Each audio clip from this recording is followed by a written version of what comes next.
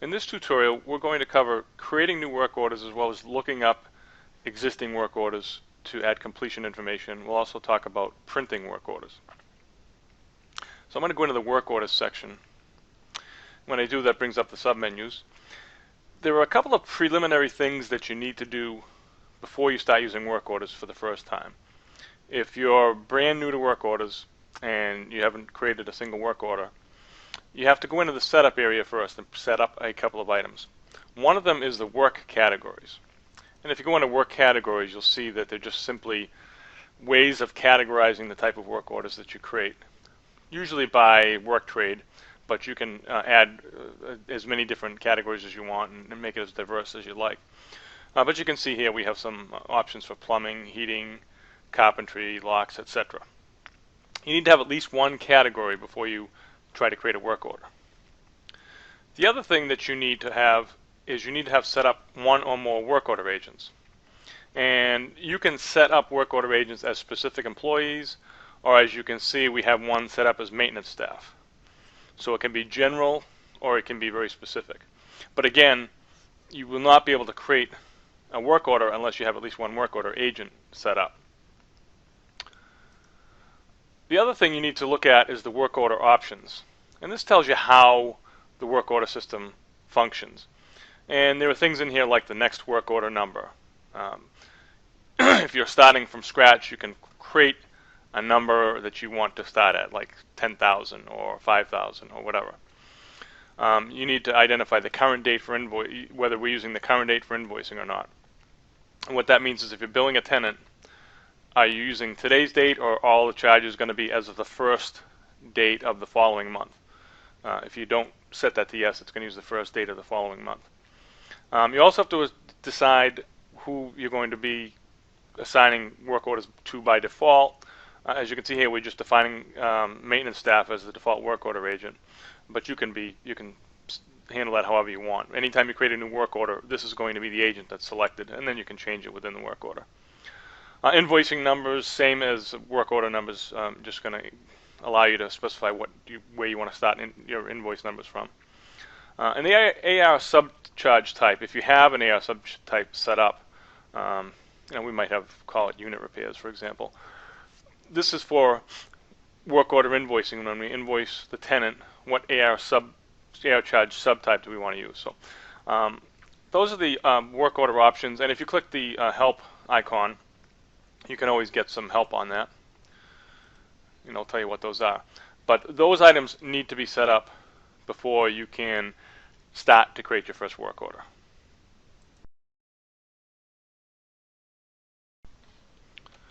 Okay, with our preliminary information set up, we can go in and start to create a new work order.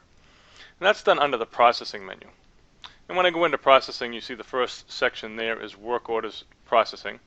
And there are three menu options that show up below that: new work order, view or edit work orders, and view or edit the last work order. So for the start of this tutorial, we're going to look at creating a new work order. When I go in to create a new work order, my work order entry is broken up into different tabs that cover certain information. The first tab that you start on is the main information, which has the work order type, the date requested, the category, where the work is going to take place, and description of the work, etc. The additional notes tab is used to add any additional notes that you need to, or additional instructions that you need to specify for this work order. And this can be fairly lengthy. As you can see, you can add up to 2,000 characters of notes here. And if necessary, this will scroll or force a second page onto your work order form, depending on how many notes you enter here. If you leave those blank, typically the work order will be one page. Under the other information, we can do some designation as to whether it was a capital improvement or not. Some information about the work that was done, whether smoke detectors were tested and if they passed, GFI outlets inspected, and so forth. The completed work tab is where you would specify the date the work was completed and any completion notes created or recorded by the person doing the work. The images tab allows you to add one or more images to the work order. Okay, so we're going to go over to the main information. first piece of information you come up with is the work order type. And if we drop that down, we'll see the different options there. You can be a request work order, meaning you got a call from the tenant, most likely, something that they need to have addressed. Emergency or on-call emergency would be any type of emergency type work order for that unit. On-call obviously would be an after-hours emergency. Scheduled would be a situation where it was not any type of a critical thing. It might be a routine maintenance where maybe you're replacing light fixtures and you need to schedule a time that's convenient for the tenant. Inspection is a special type of work order which really identifies work being done at a unit turnaround, whether it's the initial inspection of the unit to find out what needs to be done, or whether it's work that involves cleaning, painting, repairing, etc. And the final type, PM, stands for preventative maintenance, and those you generally don't create yourself. Those type of work orders are created by the preventative maintenance component of the work order system, which we'll discuss in another video. For this work order, we're going to leave it as a request work order. The next thing it asks for is the date requested, and it defaults to the current date, but you can drop that down and choose a date. I'm going to choose the 18th. You can also specify the time it was requested, and there's a couple ways you do it. You can enter in the time, something like that. Or you can go over here and you can choose the time from the drop-down list. Date scheduled, it would only be for a scheduled type work order. The current status defaults to incomplete on a new work order. The status types are complete, rescheduled if it needs to be rescheduled for another time, canceled, or sent to vendor. Then you choose the work category. In this case, we're going to say that it was a plumbing type work order. Priority, normal, high, or low. We'll change the priority of this to be high. It doesn't necessarily mean it's an emergency work order. It just means that the tenant's very eager to get the work done. Assigned to maintenance staff, and we can leave that as the default. Again, that is something that you would set up in the options. Who is the default person to assign to? You can always pick a different person if you want to do that too. Okay, then we get into the location of the unit. Now, there's a couple of different ways to do this. If you know the specific development and building, so for example, if I knew it was in this development here and it was Unit 101, I could do that. That would be for a specific unit. If it was a general location and all I needed to do was say, okay, I know it's in this particular development and it's in this common area or whatever, community room, that would go in the general location. That's not a work order assigned to a specific person. The other option that you have is you can look at the requested by, which would be the tenant, and you can click on the lookup button to look up the tenant. And I just see a tenant here. I'm going to pick her name. Okay, so I chose the tenant, and what it automatically did was it said, okay, that's where this person lives. This is her unit, 21 Community Ave, unit number 21. Okay, and if the person had a telephone number recorded, when we save it, it should fill in that telephone number. If you left this blank and I selected Unit 21, it would also have filled in the person requesting it. So a couple of different ways you can get the tenant information in there. And there's a note here too, as you can see, which tells you what happens if you leave these entries blank. Then we get to the description of work, and this is where you're going to convey to the person doing the work what needs to be done. So we can put in a note here.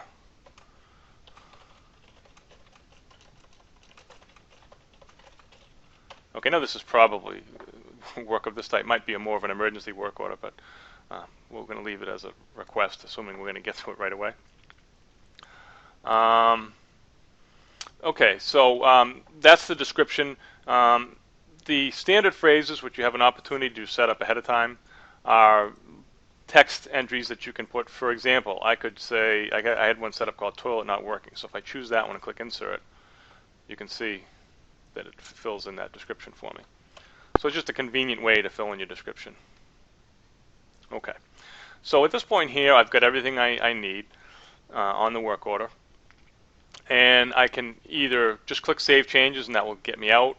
I can click on Save and New, and that will allow me to save this work order and create a new one.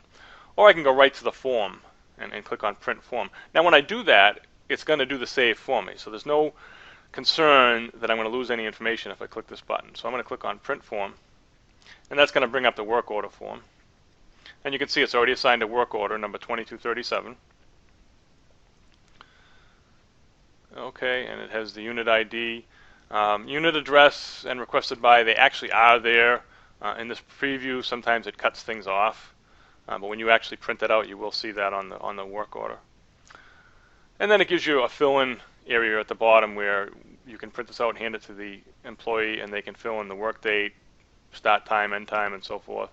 An area where they can describe the work that was completed, and also they can enter any material used on the work order. And from here I can click on the printer icon to print that out. I have also other options such as exporting to Acrobat, export to Excel, and that's fairly simple. If I choose export to Acrobat, for example, and just click the export button, it's going to open that work order up, and I'll resize this so that fits in a little bit better. So that's showing the work order with the description. Okay. So I'm going to return to the work order. And I'm just going to click Save Changes.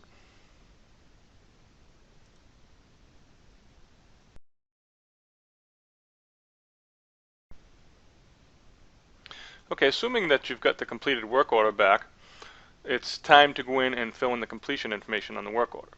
So what we need to do first is go into the View or Edit Work Orders.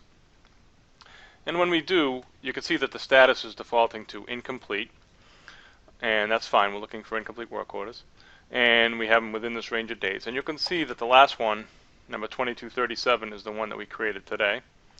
So I'm going to just click on the magnifying glass to edit that work order, and that'll bring that up.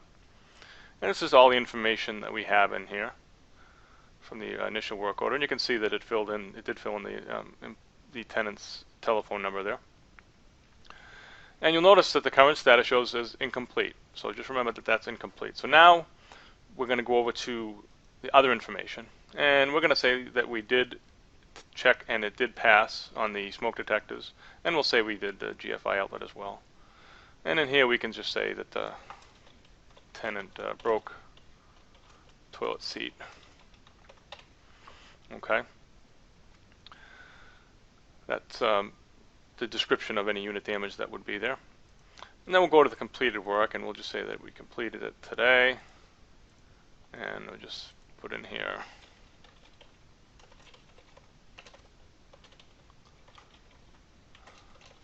okay, and just like on the description, you can select standard phrases to include in here. So let's say we know we want to bill a tenant for this. We can click on Insert, and it'll just add it. This work will be billable to the tenant. Okay.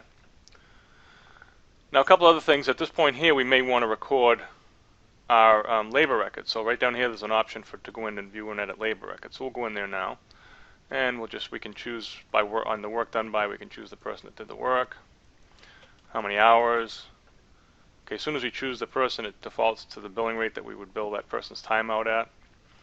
And we can also put in a time. We can just say they started at 9 a.m. and finished at 10 a.m. Click on Save Changes, and that gives us our labor record. Now we could add an additional one by clicking on the green plus here to add an additional labor record. Or we could go to the parts area and identify any parts that we used.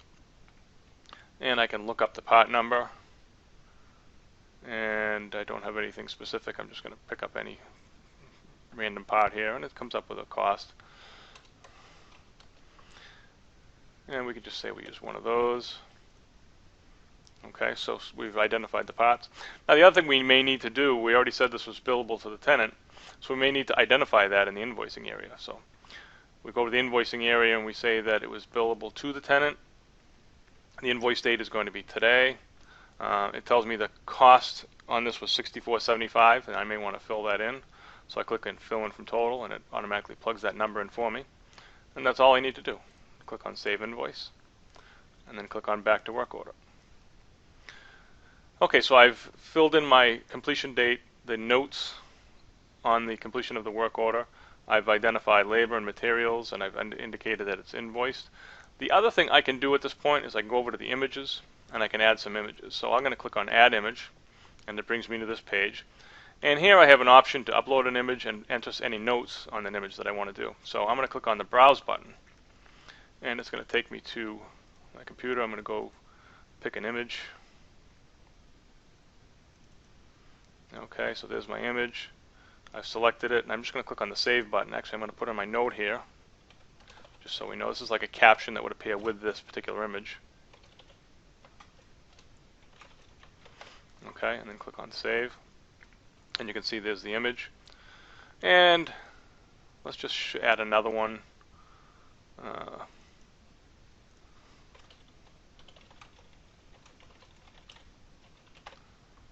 So it's sort of like a before and after picture. So you can see there's the toilet seat, and there's the toilet seat after it's been repaired. And you can get close-up views of these if you need to. Okay, and I believe you can enter up to 4 images. This is just a way to further document what happened at that particular work order. Okay, now the other thing I can also do from here, I can still print the form, but this will show me completion information this time. So you can see as I scroll down here, it's giving me the work record, materials, the notes that I put in there, and I can print that out and keep that on file. I can give a copy to the tenant. So I'm going to return to work order. So that's how you would enter the completion information. And if I go to the processing menu now and I go into view and edit work orders, you'll notice we were looking at incomplete work orders, and that one no longer shows up.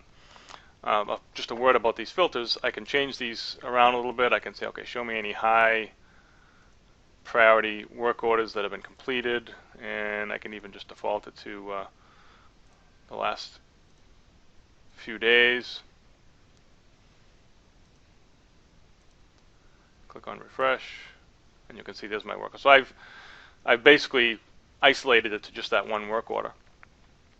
Now, a couple other things to note here. I can click on some of these other icons. I can delete the work order if I haven't done any completion. If I try to delete this work order here, it's going to tell me I've already started identifying work that was done, so it won't let me delete it. The next icon, which looks like a clipboard, takes me right to the labor records. The one following that looks like a plumbing fixture. Will take you right to the materials. The print icon obviously is going to print out the form. And the next icon there is the universal copy icon. And what that will do is that will make a duplicate copy of this work order. The only reason I'd want to do that is if I set up some type of a template work order, or I had done a similar work order for another unit. I just wanted to copy the whole thing over with all the description and notes and so forth. I could click copy. It would give me a new blank work order with a new number, and I could then make any other additional changes that I want and assign it to the correct unit. And the other thing you'll notice is that if the work order is locked, and let's say we get to that point where we know all the work is done, I'm going to bring this up, and I'm going to change the status of this work order to locked, and save changes. So now you notice the work order is locked, and I can't make any more changes to it. I can print the form, but I can't do anything else. And that's because we've locked this work order. So now if I go back into my view, and let's just arrow that down to high again, so we're looking at the same thing. You'll see now there's the padlock on this work order, meaning that it's been locked. And the other thing you'll notice too is that it's got a little image in the image block telling me that I've got captured images associated with this work order. And I can print those out too if I wanted. If I wanted to file those with the work order, I could do that. And you can see here's the form. It gives you the description of the work. It shows you the broken toilet seat, and it shows you the toilet seat after it's been repaired. So now you know how to create a new work order, how to enter completion information, how to look up that work order afterwards, different ways of adding images, printing the work order, locking it. Just one more note about the lock status. If you inadvertently lock the work order, the only way to unlock it is to have somebody with permissions, administrative permissions for work orders to unlock that. So that's sort of a safety to make sure that we don't change any terminology or descriptions after a work has been completed. So there is also online help on all these sections, but between the video and the online help, it should get you a good way into entering and updating work orders.